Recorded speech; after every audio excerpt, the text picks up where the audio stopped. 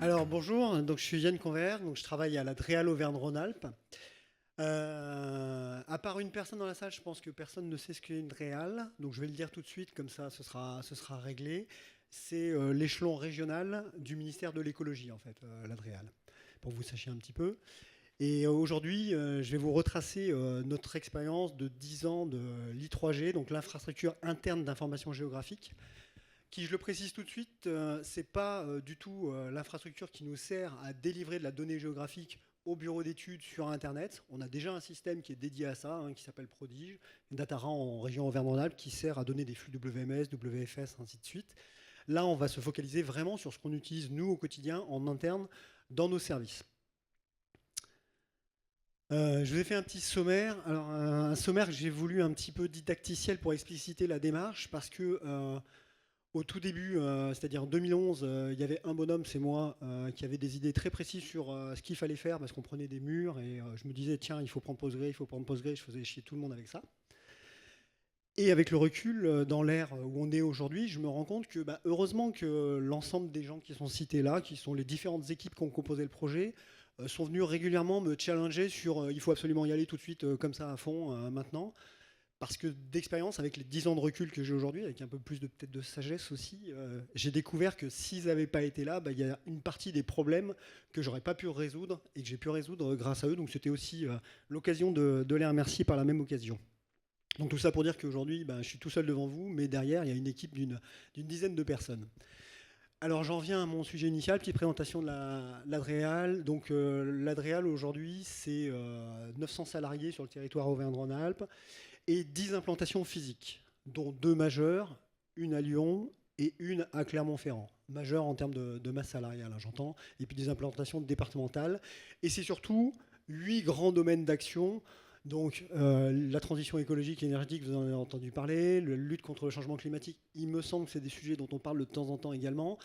Mais il y a tout un pan de nos activités qui sont un peu méconnues sur le transport, sur les véhicules, sur les mines, ainsi de suite. Donc il y a vraiment beaucoup, beaucoup de métiers derrière. Et ça, c'est ma private joke de la journée. Je demande à être fast-checké. Je dis qu'il y a 53 métiers depuis 4-5 ans dans toutes mes conférences, même en interne. J'en sais rien. Grosso modo, il y a un directeur, il y a des comptables, il y a plein de gens, il y a plein de métiers différents dans nos métiers. Il y a plein de filières aussi et de logiques métiers qui sont différentes. Je dis 53, fast-checker ça quand vous aurez le temps, si on a des internautes habiles, cherchez l'information. L'Adréal Auvergne-Rhône-Alpes, je vous explique pas ce que c'est le gros polygone, c'est la France bien sûr. En fait, elle a des territoires d'intervention qui sont distincts du territoire Auvergne-Rhône-Alpes uniquement. Le territoire Auvergne-Rhône-Alpes uniquement, donc c'est le carré noir, enfin le carré, pas le carré, mais la région qui est en noir. On est aussi compétent sur le bassin Rhône-Méditerranée, qui, vous l'avez remarqué, n'inclut plus la Corse, qui a été le cas à un moment donné, mais là c'est fini, on a arrêté. Et puis, on a un plan national d'action pour le loup, qui est à la fois une espèce protégée et un prédateur, sur lequel on intervient, de près ou de loin, sur la totalité des départements qui sont en violet. Petite touche personnelle là aussi, c'est juste pour dire que du loup, il y en a un peu partout là. Visiblement, Pan Piper, ça va aujourd'hui, vous êtes sécure. Alors, comment est-ce qu'on s'est lancé dans le projet dans une démarche assez itérative de prendre des murs, c'est-à-dire qu'en 2011, euh, il fallait qu'on crée des chantiers de plus en plus conséquents, notamment des directives d'inondation, dans lesquelles on utilisait des référentiels de plus en plus précis, donc des données IGN, INSEE, mais notamment des données sur les directives inondation, donc prévention des risques, et sur lequel, en fait, comme on avait une infrastructure de fichiers à plat, un serveur de fichiers à plat, le soir, on s'amusait à choper les bécanes des collègues qui partaient pour les faire tourner, et le lendemain matin, on espérait que ça produise un résultat sur du MapInfo. Ça a marché un petit moment, jusqu'au moment où on commençait à prendre de plus en plus de murs, et au moment où on commençait à de plus en plus à dire à nos collègues des services métiers, non, on n'est pas capable de répondre à vos questions. Donc tout ça, c'est mon bloc de gauche là sur le jugement. Une perte d'efficacité de MapInfo, une lourdeur d'accès des fichiers plats via QGIS qui commençait à émerger de notre côté. Donc en termes d'auto-apprentissage, on a fait un petit peu comme tout le monde. On s'est dit, tiens, on va se faire une semaine de SQL pour se mettre au niveau, se mettre d'équerre. On a pris un serveur qui était un ancien serveur de sauvegarde, on s'est dit tiens, ça va être notre plateforme de test, ainsi de suite. Par contre, on avait des opportunités, on avait quelques services du ministère, notamment un service de Nord Picardie qui commençait à diffuser les fichiers fonciers, donc c'est les bases cadastrales pour faire simple, au format PostgreSQL, parce que eux, ils étaient un peu comme nous, comme ils avaient toute la France à gérer, avec des fichiers plats, ça commençait à être aussi touchy. Donc du coup, on avait quand même des DOM qui régulièrement tombaient, il fallait bien en faire quelque chose. Sinon, on ne les exploitait pas, bien sûr. Et puis, une annonce ministérielle de fin de vie de MapInfo qui provoquait aussi cette possibilité de basculement. Du coup, c'est là où je vous disais que j'avais été freiné. C'est que moi, j'avais dit, bah, on proposerait, on y va. Et ma responsable à l'époque, qui avait la notion de l'équipe, du projet, qui ne voulait pas partir sur un projet qui allait reposer que sur une personne et qui présentait des risques, a fait 2 étapes par rapport à ça. Une première phase avec une société qui s'appelait Gaiago, un accompagnement qui a visé à dire est-ce que c'est opportun pour nous, vu notre contexte, de passer oui ou non à PostgreSQL et PostGIS derrière, puisque nous, vous l'avez compris, on s'intéresse surtout à PostGIS derrière. Et enfin, un accompagnement par Oslandia à l'époque pour la partie mise en œuvre. C'est-à-dire, premier go sur Gaiago qui a dit oui, vous êtes à peu près mûr et vous êtes en capacité d'avoir à gérer ce projet-là. Et deuxième top, un top un peu plus technique avec Oslandia pour nous accompagner sur comment on fabrique le projet. Alors, l'accompagnement Oslandia, ça a été, d'ailleurs, je crois qu'ils ont de temps en temps sollicité Dalibo, ce qui vaut ma connaissance de Dalibo, d'ailleurs par la même occasion. Il n'a pas du tout été, comme vous l'indiquiez tout à l'heure, là je suis désolé pour Dalibo, avec un accompagnement avec plein de scripts, avec un essentiel, ainsi de suite, et avec un certain nombre de routines toutes prêtes. Ça a vraiment été du travail à façon. Et moi j'ai été très très surpris de ça au début, en me disant, bah ouais, mais il pourrait arriver avec quelques scripts, ainsi de suite, pour au moins essayer d'appuyer A. En fait, non, ils se sont énormément intéressés à savoir qu'est-ce qu'on voulait faire, comment on voulait le faire, quels étaient nos cas d'usage, et comment on fabriquait des solutions pour le mettre en œuvre. Et c'est une époque où, effectivement, je vous le disais tout à l'heure, patrimoine de données majoritairement MapInfo, donc des problèmes d'encodage, des problèmes de projection, des problèmes de qualité de la géométrie, beaucoup de problèmes. Et donc, les premiers temps, effectivement, on a travaillé sur les entrées-sorties. Comment est-ce qu'on charge dans la base? Comment on sort de la base?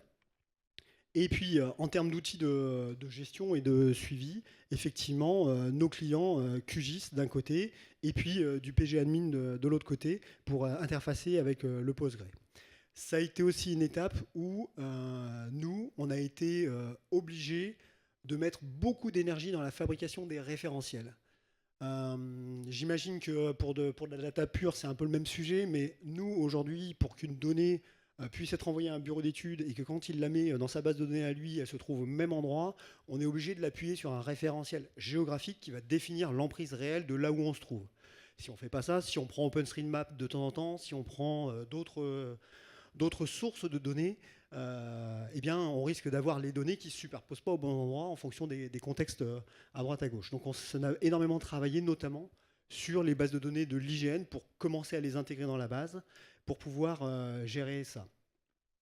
Après, on n'a pas eu une méthode brutale de prendre l'intégralité du patrimoine MapInfo, qui était quand même assez conséquent. Auvergne-Rhône-Alpes, à l'époque, c'était déjà la première région de France en termes de consultation de données. On est au contraire allé sur une logique qui nous permettait de tenir la charge, c'est-à-dire qu'au fur et à mesure que des chantiers nous impactaient, un chantier sur de la biodiversité, un chantier sur la directive inondation, on profitait de ce chantier pour monter toutes les données dans la base à ce moment-là, pour pas justement se retrouver coincé sous la masse.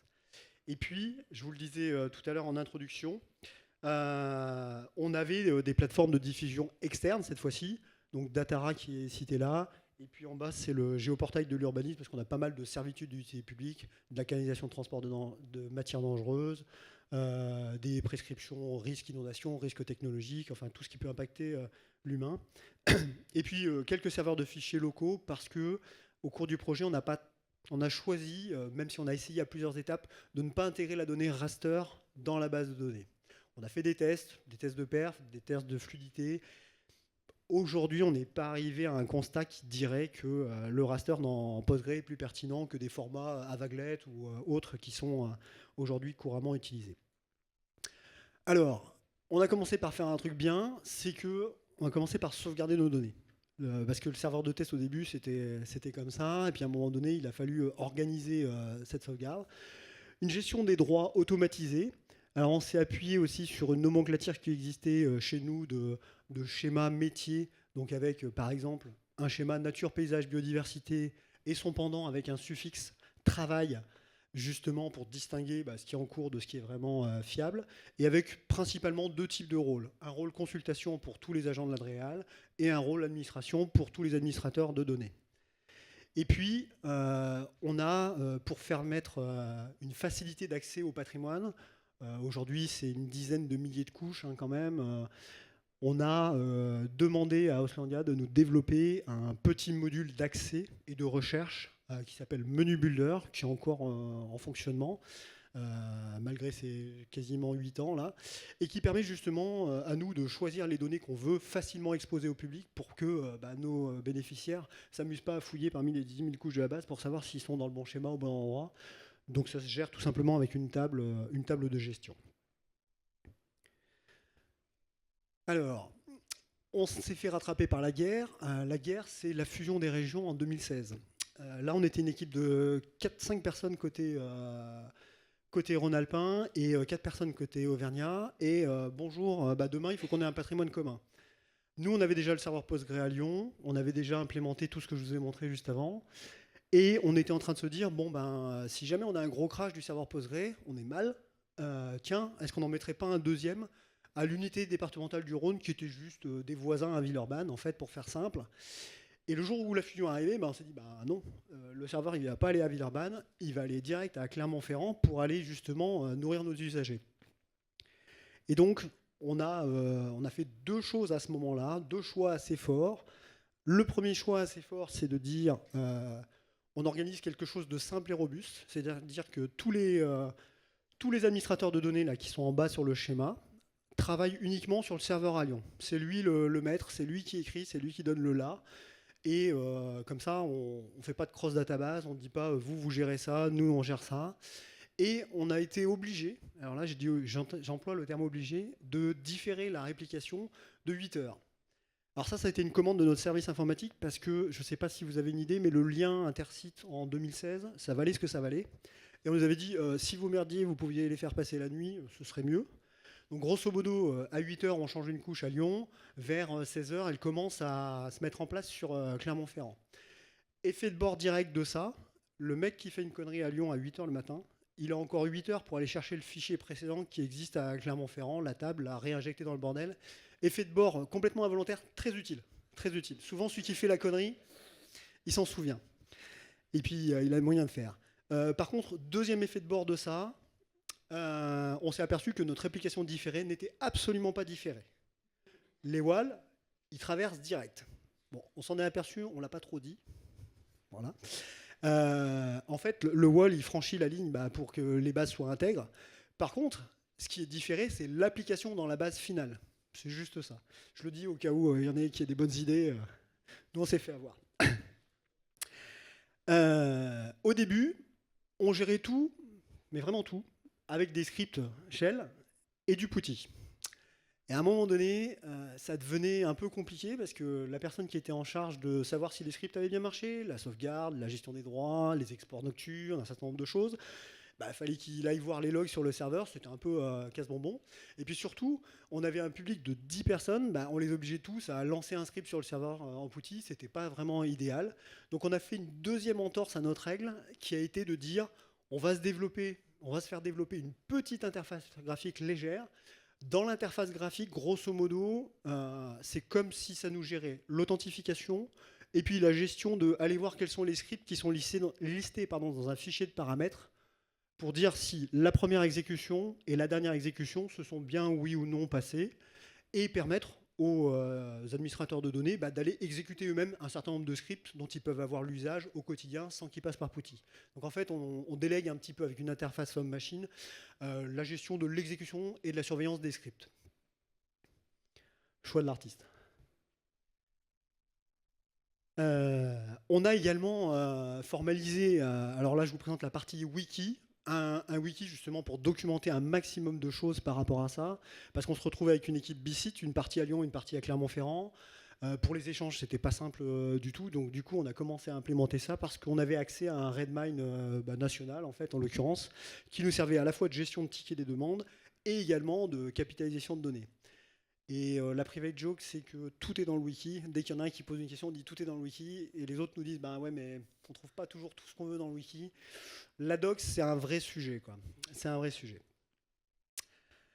Sur la période 2017-2021, on rentre dans l'ère VPN. Un certain nombre d'entre nous sont déjà télétravailleurs et donc exposés à être dehors, mais grosso modo, on est un jour, un maximum dehors.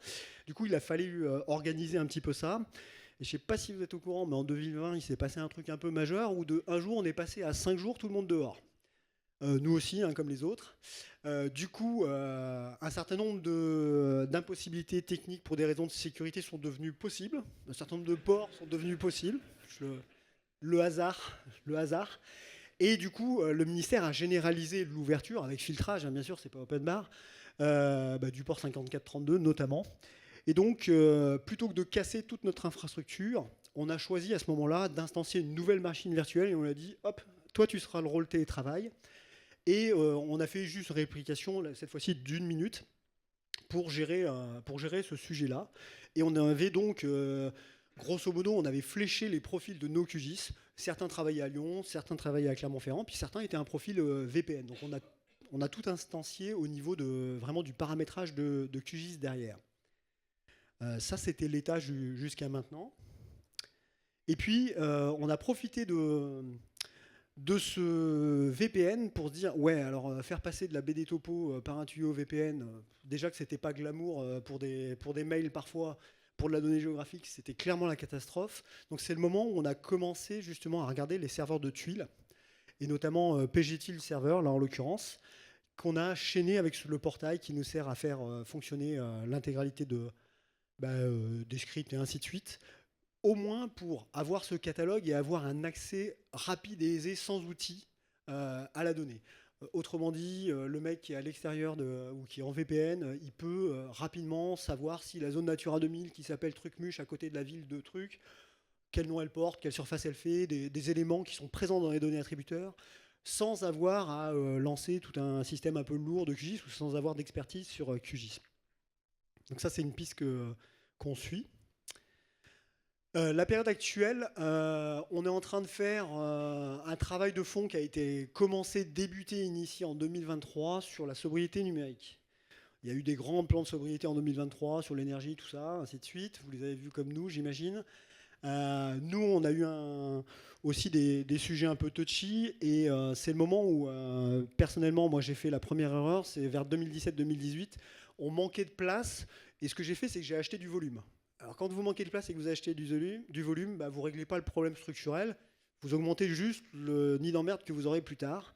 Donc là, à un moment donné, on s'est organisé pour justement travailler d'une manière différente. Et dans les manières différentes, un des points sur lesquels on a mis l'accent, c'est notamment l'ajout de nouveaux référentiels, une nouvelle version du millésime, par exemple 2023, de la couche administrative de l'IGN. Plutôt que de la travailler en environnement de pré-production, puis après la balancer directement dans la base qui nous sert au quotidien, on a commencé à travailler sur du Foreign Data Wrapper pour exposer le produit final dans la base finale, ce qui nous permet de gérer aussi des millésimes, de faire sortir des choses, de ne pas tout exposer en permanence, et donc d'essayer de limiter un petit peu le poids. Bon, on a fait un effort sur identifier les grosses tables, parce qu'on a des grosses tables aussi qui se trimballent, et d'essayer d'archiver un petit peu ça. Et puis on a eu un dernier axe qui disait que 3 instances, un serveur à Lyon, un serveur à Clermont et un serveur à VPN, après tout c'était 3 fois le même volume. Si on en supprimait une, est-ce que ce serait pas bien? Bénéfice direct, on a gagné un tiers du volume. Conséquence directe, la charge a augmenté sur celui qui est devenu monorôle, qui a pris le rôle VPN en plus d'être le serveur d'écriture. Du coup, on se retrouve avec un nombre d'utilisateurs en plus des ADL qui sont présents à cet endroit-là. Et ça, c'est un sujet, je pense, dans nos prochaines migrations, justement, ça va être un sujet de est-ce que c'était vraiment un bon choix de faire ça, sachant que derrière, en l'occurrence, pour ce qui nous concerne, les machines virtuelles étaient distinctes, mais la machine physique derrière était la même. Mais on commence à mesurer un impact assez négatif justement d'avoir voulu jouer l'omni-rôle. Mais ça, bon, c'est rien de très nouveau, mais c'était l'occasion de l'expérimenter. Et un des verbatim qui était très présent de mes collègues par rapport à ça, c'était ouais, mais les gens ils se connectent sur un endroit avec leur QGIS et nous on écrit sur un autre, c'est compliqué, on ne sait plus où on habite, ainsi de suite. L'abstraction posait une difficulté. Mais fonctionnellement, en termes de performance, bah, l'abstraction elle a aussi un sens pour ça, pour répartir un petit peu la charge. Et j'en ai fini là pour ma part.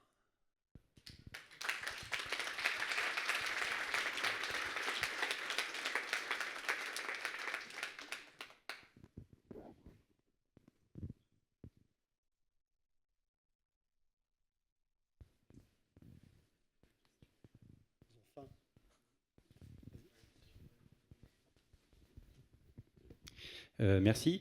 Vous aviez parlé un petit peu de la gestion des privilèges. Est-ce que tu pourrais détailler un petit peu qu'est-ce que vous utilisez comme outil, qu'est-ce que vous avez comme problématique sur la gestion des privilèges? Parce que c'est vrai que la géomatique, il y a une spécificité, c'est que vous exposez PostgreSQL. C'est pas une application frontale qui est derrière. Donc j'aimerais que tu nous parles un peu de votre projet là-dessus. Alors si on peut détailler un petit peu la gestion des droits, peut-être au travers de QGIS, ce sera plus simple. Grosso modo, déjà on a une logique humaine, un schéma qui est exposable, qui contient des données visibles par tout le monde à l'intérieur de la structure. Il ne présente pas le suffixe travail comme je l'indiquais tout à l'heure. Donc déjà, on a créé un nature paysage biodiversité. Il a un pendant qui s'appelle nature paysage biodiversité _ travail. Tout ce qui est dans le travail n'existe pas pour un utilisateur lambda qui a un rôle de consultation. Il voit que cette partie du cône, celle qui est délivrée pour tout le monde par tout temps. Ça, c'est le premier résultat.